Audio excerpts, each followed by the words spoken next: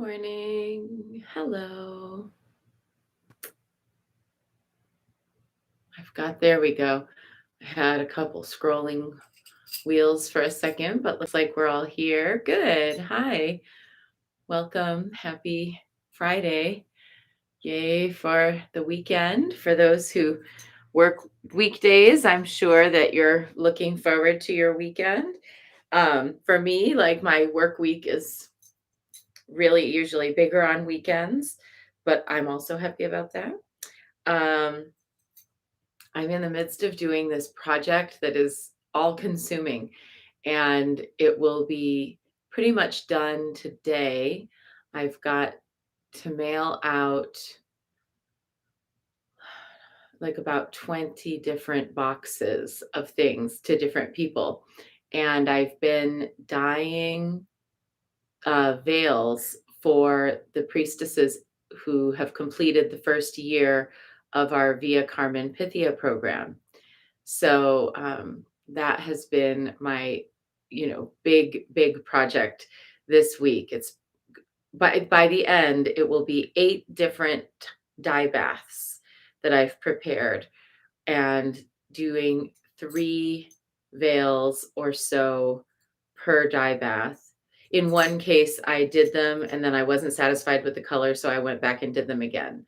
So it's very exciting. When I've been dyeing the veils, they're purple, and I've been mixing the red and blue to make kind of various different shades of purple, and that's been a lot of fun.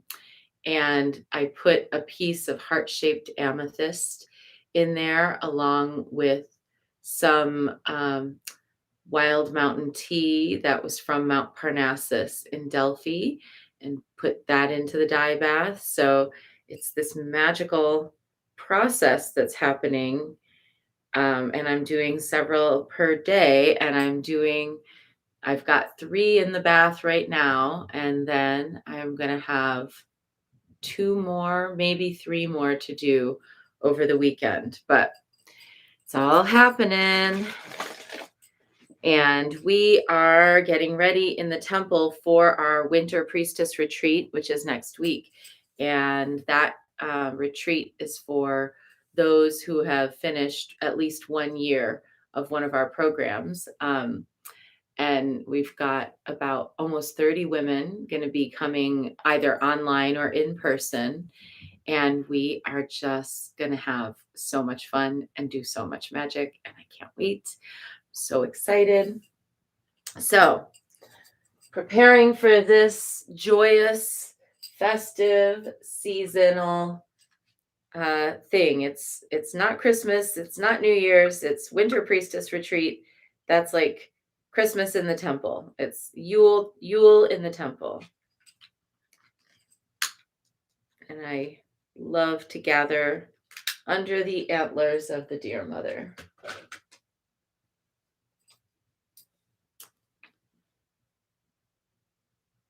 There is a silent stillness all around you. We float together high above the mountain. You and I are one. There is a silent stillness all around you. We float together high above the mountain. You and I are one. There is a silent stillness all around you. We float together high above the mountain. You and I are one. You and I are one. You and I are one.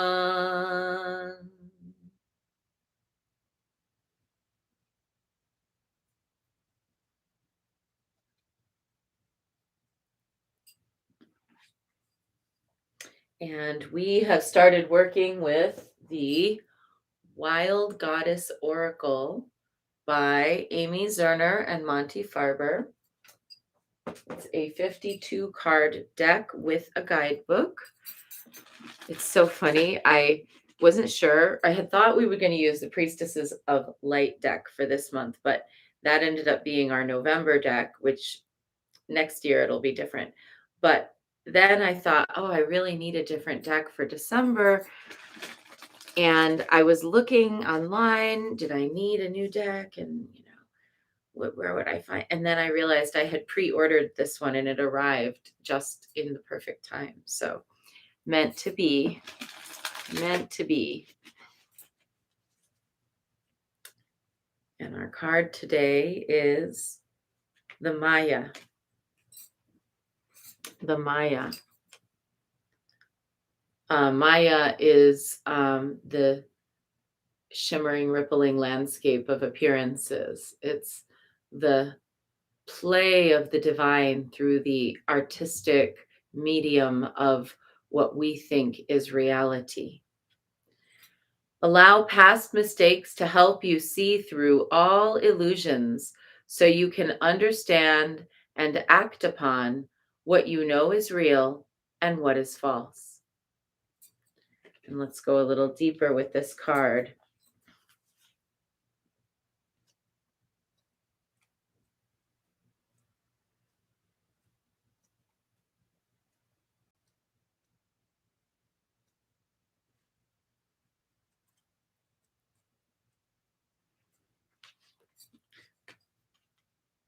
The goddess's enchanted crown alerts her to the presence of those who believe they can use deception to achieve their goals, causing her to turn her withering gaze upon them, stopping them where they stand. Her animal companion is the lizard, who can help you discover how to create big life changes by tapping into her power to climb high and rise above any situation, a power that is always available to you. Maya is Hindi for illusion. The appearance of the Maya in your reading calls you to remember a time when you were fooled by your own self-deception or by the words and deeds of another. Past lessons remembered now can help you to discern what is real and unreal, what is true and what is false. Discernment, however, is only half of what is needed now. The courage to act and react to what you know beyond a doubt must accompany it. What a powerful card. If I could just read this part aloud to so many different people who come for readings, it would help a lot. I do in my own way. I don't just read it aloud, but in many different readings I've found over the years, and also in my classes and other, connections that I have with women, a lot of times we will lie to ourselves, or we will tell ourselves that we're just being paranoid, or that we're just being or that we're just overreacting, or that things aren't really that bad and that we really need to just kind of chill out. We'll tell ourselves that, oh, I'm just like making that up. I'm just telling myself a story about something, when in fact it is often very true that if you feel like something is off, it's off. Learning how to figure out what to do with that feeling, because here's the thing. Sometimes you get the sense that something is off, but the other person or the situation at hand is such that it's subterranean, it's under the surface. It's not actually right available. And if you were to try to confront what, the circumstance or the person with just your gut instinct, they might go, no, that's not it. No, I don't know what you mean. Like, blah, blah, blah. And so, or, without the presence of some type of surfacing of that circumstance, you're not going to have the ability to confront it. And this is what I've noticed, mostly, for me, but also for lots of other women, is that a lot of the time we feel like something is wrong, but because we can't see it right on the surface, we think, oh, I must just be paranoid. And also, what is underneath might not always be known to the other party. The other party might be holding subterranean negative feelings, but telling themselves, no, everything's fine. I'm doing my best. So when we're just looking at the Maya, the illusion, there's a significant risk of us telling ourselves stories about our own motivations and the motivations of others. We have to find ways to get deeper, to listen to that feeling that something's off, something's not right. And then find ways to address that. Now, ways to address that, I've found that if something comes to the surface, obviously you have to address what's come to the surface. That's like a no-brainer. But in order to address the subterranean thoughts and feelings, especially when there's nothing coming to the surface, you actually have to work on that level. You can't work on the surface level to address subterranean thoughts and feelings. You have to work on that subterranean level. So, one thing you can do, let's say you've got a sense that someone is ignoring you. You've been reaching out, trying to connect. They kind of half heartedly respond, but they're never fully engaged. So, one thing you might want to think about doing instead of trying to presence it by saying, hey, like, are you ignoring me? Or, hey, like, every time I reach out, you don't really reach back. Because the person, what are they going to say? You know already. They're going to go, no, of course, everything's fine. Because they don't want that conversation. Nobody wants that confrontation most of the time, 9 times out of 10. If they haven't presenced it and you try to presence it, it's not always going to go well for you. So instead, you have to start working on that subterranean level and being like sort of in your mind. So and so, I don't know why you're ignoring me, but I assume you have your reasons and just want you to know that I'm here for you and I'm available. That if it doesn't feel like you're really interested in putting in the investment to the friendship or relationship, that this availability will last forever. But I'm here until you're ready. Then you give it a deadline in your mind. You don't tell anyone the deadline. You don't call somebody and say, you've got until January 1st to call me or we're not friends anymore. You just hold it in your mind. If after I'm sending good energy, I've reached out with little like, hey, how you doing? I'm thinking of you. That's it. Now I wait. Might reach out once more with a friendly touching base, but the reality is I'm not going to confront this. I'm going to wait. Wait and see. Give yourself a deadline. If by this date this person doesn't reach out to me, I'm going to let go on my side. Then, if thereafter they want to reach out, connect, I'll see if I'm available. I'll be open.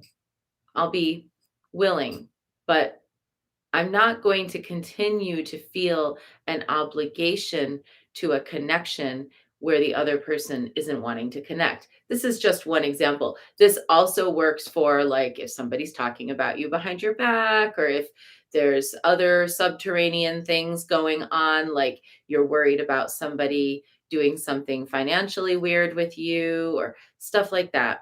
This all can be filed under this heading of how do we pierce the veil of Maya with our knowing, our quiet knowing of the dear mother, and do it in a way that doesn't create an uncomfortable confrontation that might go poorly. Yeah, Bonsai says, I have three strikes before a three strikes rule before cutting a cord. And then Mary Beth says, this is my lesson at this time. And Angelia says, rings so very true for me. Yeah, we've all been through times where people were doing shady stuff. Unfortunately, I know I've been there. You've been there. Probably we've all been there. When somebody's up to some shady business with you, you don't have to confront it. You also don't have to endure it feeling powerless. You can, yeah, trust in the gecko of intuition, says Jessai. I love that. And she made a little gecko emoji there. You have to kind of figure out, how will you listen to that intuition that's telling you something's not right, something's not in accord. How will you address it? And I believe that before we bring it out into the open to try to address a thing with somebody directly, we should try to address it on the heart level.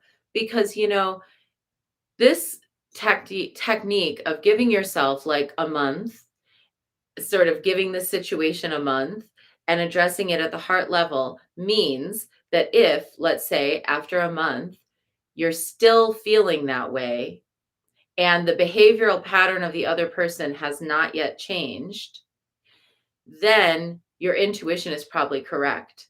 But if you hold that benevolence at your heart level and say, okay, I'm going to give you a little opportunity, maybe something's going on for you, I'm not going to make a big deal out of it.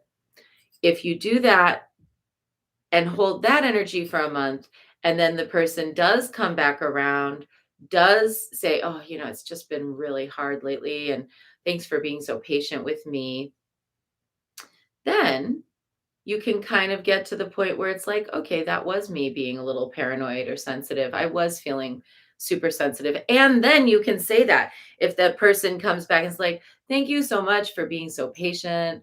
I know stuff has gotten crazy lately. I haven't been really in touch, or, maybe you've been worried that someone's talking about you. Someone comes back and says, I wanted you to know that, like, I went through this really weird time, and I was kind of like pushing away some people I loved because I was feeling super vulnerable, and I kind of pushed you away, but I didn't mean to do that.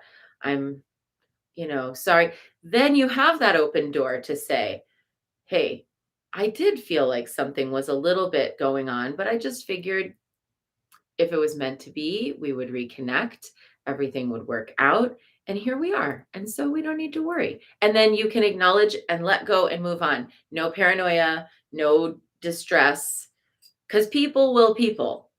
But this is a really useful card and a really useful lesson today and this weekend. Where am I experiencing dissonance between what I perceive is happening at the outer level of my reality and what I feel in the inner level of my reality? And am I first deceiving myself? Secondly, do I feel like I might be being deceived? Third, have there been lessons in the past, experiences where I felt this way before and I didn't listen to it? And if so, what? Yeah, Aura says, unless you're dealing with a narcissist, which is a whole other subject. If you're dealing with a narcissist, you're absolutely right. At that point, the best thing to do is just to go cold. But I also am really cautious about bandying about that term narcissist, because literally at this point, everyone on the internet thinks that they're always dealing with narcissists all the time. I don't know about you, but like that comes up so often, of just people will throw that term out there, like so and so is a narcissist, when really they might just be like a little self-involved, but they're not textbook. But a textbook narcissist, you should absolutely just like cut and run. But most of the time, even if you don't know if the person is a narcissist or not, taking a month of just gently withdrawing your energy and giving kind of like pleasant but distant vibes will reveal if they're a narcissist or not, because they'll come after you. They'll get really mean and really nasty about it, and they'll come trying to get you. So, I mean, that's my experience. Maybe other people may have different experiences, but you're right. Dealing with a narcissist, you really do have to be very cautious. And you have to be very careful that your own intuition neither always jumps to assuming someone's a narcissist nor rules out the possibility. So there's that middle way. So today we are going, yes, and Angelia says, we all have to give ourselves permission to set appropriate boundaries. Absolutely. Boundaries will help prevent the kind of illusion that we're talking about here, but they won't always completely prevent it because people will people, and even good people go through bad times. So maybe give that little benefit of the doubt, but then take on that watchful waiting approach for, a month or however long. Sometimes doing a divination is really helpful too, where you pierce the veil through divination. And that can show you what needs to be seen. So we're going to seek out today and this weekend the places where we might be deceiving ourselves or being deceived by another, not in a paranoid going looking for trouble way, but just in a, is there anything that feels untrue happening here? Is there anything where my outer world and my inner world are not aligned? That's a great place to start. All right. So I've rattled on and on about this. Let's now dive into practice, which is always true. Practice always returns us to the truth. We're going to start with 3 prostrations before the shrine.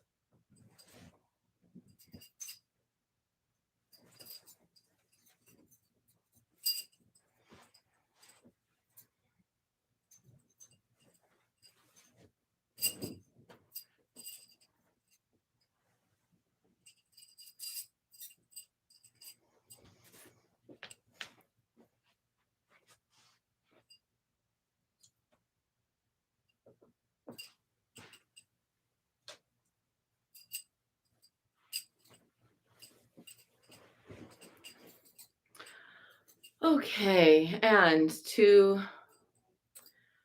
the one who is never deceptive, we take refuge.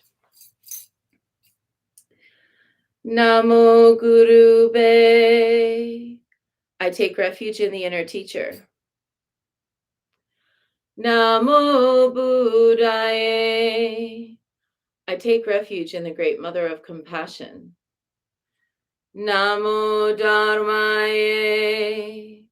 I take refuge in the wisdom of the ages. Namo Sanghaye. I take refuge in the community of practitioners. And let's set our intention, a person, place, situation, or circumstance that will benefit from today's practice. And I'm just here to report that yesterday we chanted for Hernyu and her cat Charmy, and he passed yesterday. And so today we're holding Hernyu in our hearts as she's dealing with the loss of this was her first ever cat. And many of us who are old time crazy cat ladies know how hard that is. That is never easy, never any time, but the first time is really hard. He passed peacefully and at home.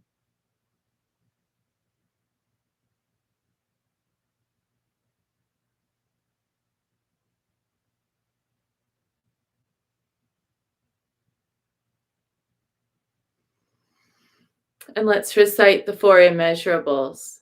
May I be a source of loving kindness in this world and all worlds, bringing a generous heart to all my thoughts and doings. May I be a vehicle of compassion in this world and all worlds, ever mindful and aware of the tremendous suffering of others.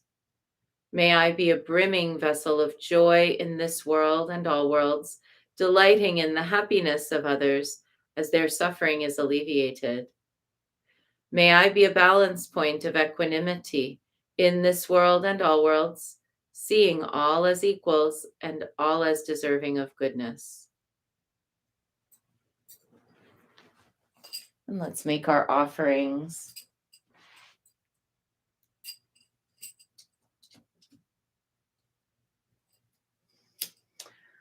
I light this candle as a symbol of the enlightening Dharma way. May it shine brightly for the benefit of all beings. Oh, no. Incense.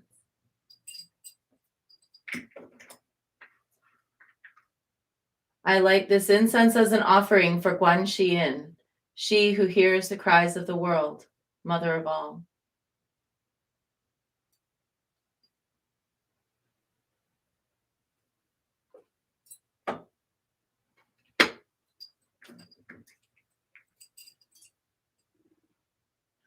Omahum.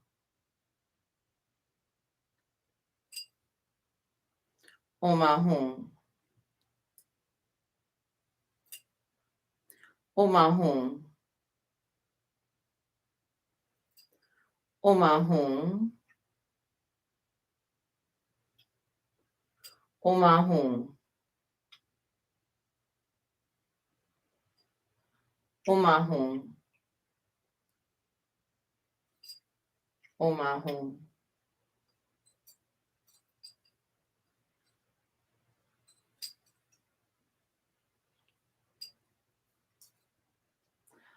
Omahum. Omahum. Omahum. Omahum. Omahum. Omahum. Om Ahum.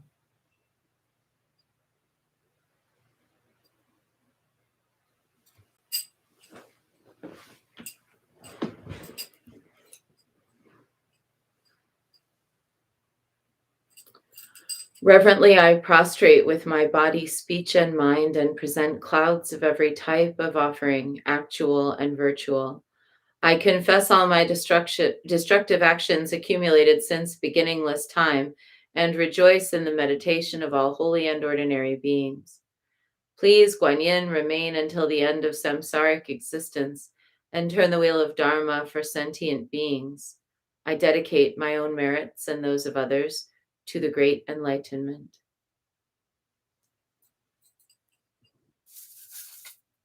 And 108 recitations now of Namo Guanxi Pusa. And I wanted to just say, when we take refuge in the Sangha,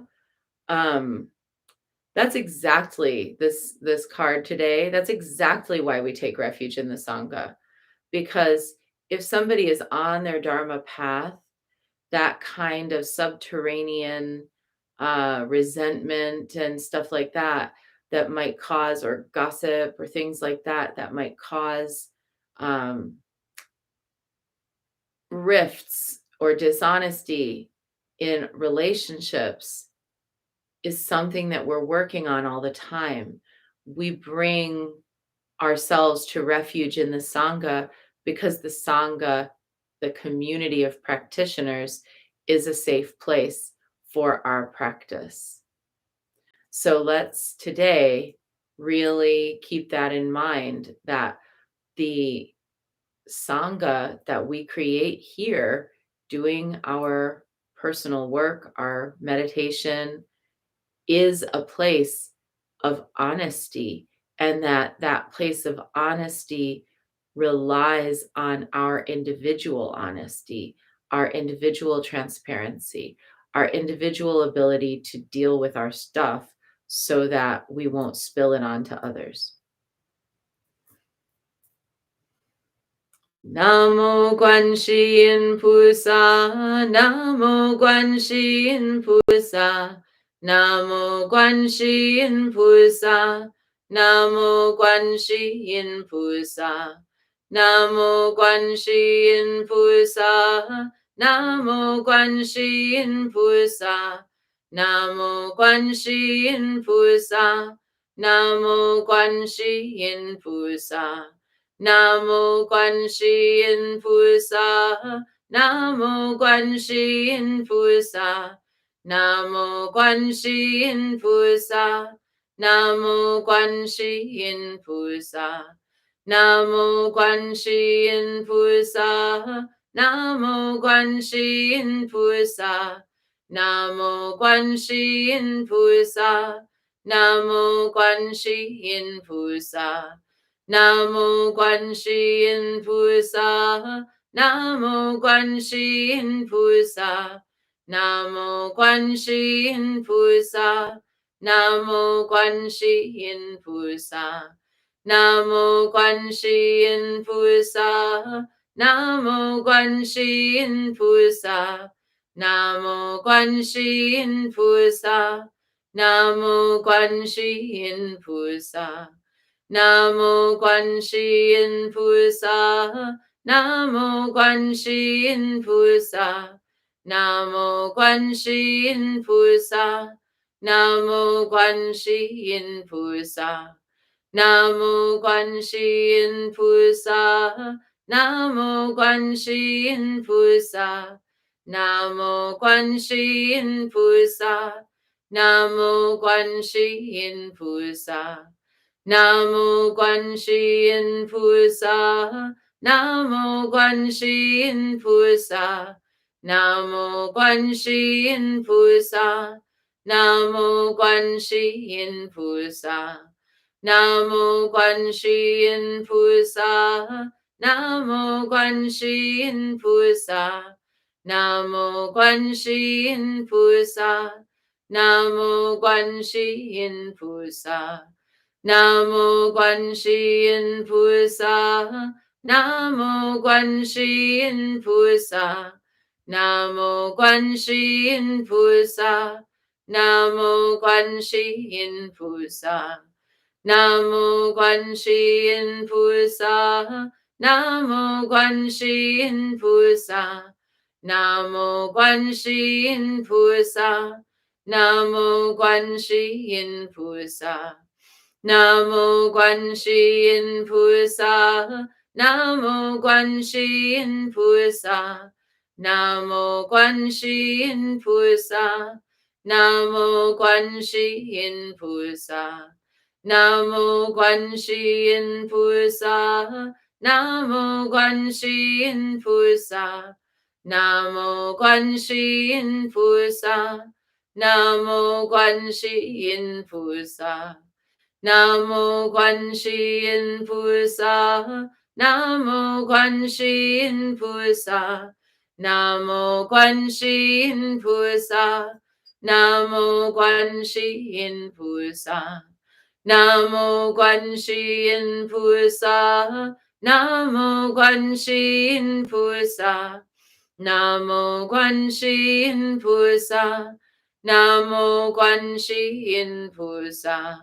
Namo Guanxi Yin Pusa, Namo Guanxi Yin Pusa, Namo Guanxi Yin Pusa, Namo Guanxi Yin Pusa, Namo Guanxi Yin Pusa, Namo Guanxi Yin Pusa, Namo Guanxi Yin Pusa, Namo Guanxi Yin Pusa.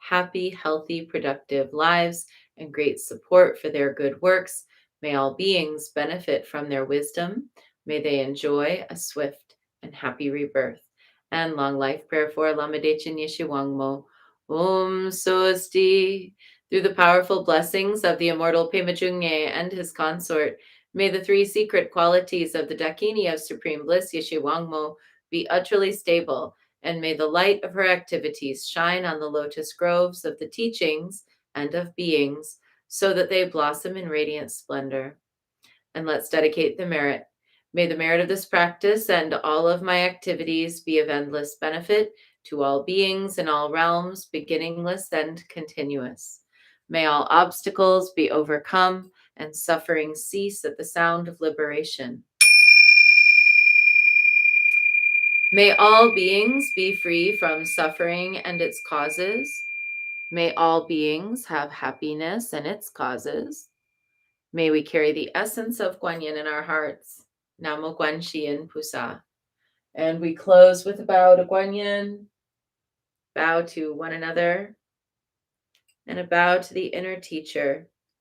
Wishing everyone a great weekend, and we'll be back on Monday. Take care. Thank you. Thanks for all your shares today of your wisdom. And don't forget to drop your counts.